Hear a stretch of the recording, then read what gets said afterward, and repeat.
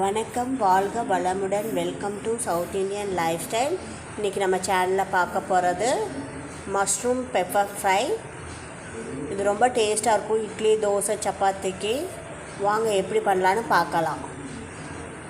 அடுப்பில் ஒரு கடாய் வச்சுட்டு அது காஞ்சோடனே எண்ணெய் ஊற்றிக்கலாம். 2 ஸ்பூன் எண்ணெய் ஊற்றியாச்சு. எண்ணெய் காஞ்சோடனே கடுகு போட்டுக்கலாம். கொஞ்சம் கடுகு பொரிஞ்சிருச்சு. இப்போ நான் 1 கப் வெங்காயம் கட் பண்ணி போட்டுக்கலாம். அடுத்து கருவேப்பிலை, ஒரே ஒரு பச்சை மிளகாய் நல்லா வதக்கிக்கலாம்.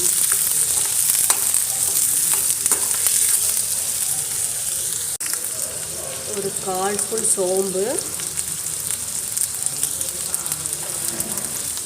1 ஸ்பூன் இஞ்சி பூண்டு பேஸ்ட்.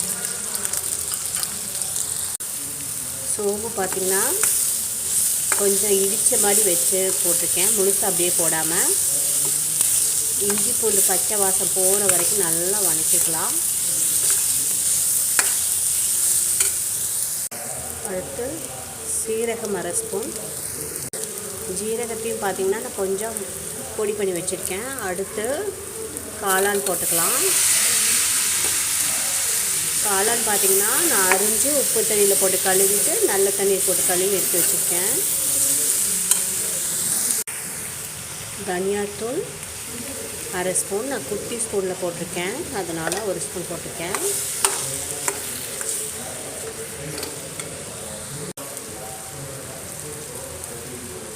அடுத்து மிளகாய்த்தூள் ஒரு 1/4 டீஸ்பூன் போடுறேன்.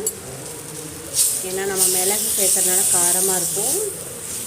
இது ஒரு தனி டேஸ்ட் கொடுக்கும், அதுக்காக கொஞ்சமாக போட்டுக்கிறோம். அடுத்து மஞ்சள் தூள் 1/2 ஸ்பூன். அடுத்து மிளகு 1 ஸ்பூன். அடுத்து இதுக்கு தேவையான அளவு உப்பு போட்டுடலாம்.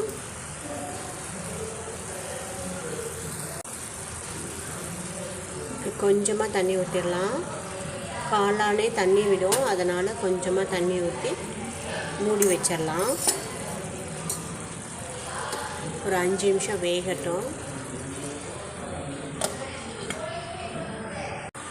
இப்போ 5 நிமிஷம் ஆயிடுச்சு,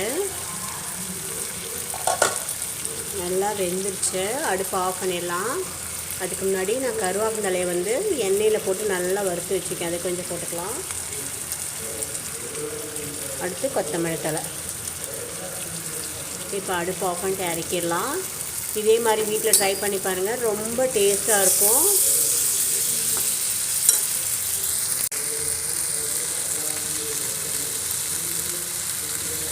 பிடிச்சிருந்தால் சப்ஸ்கிரைப் பண்ணுங்கள். தேங்க்யூ.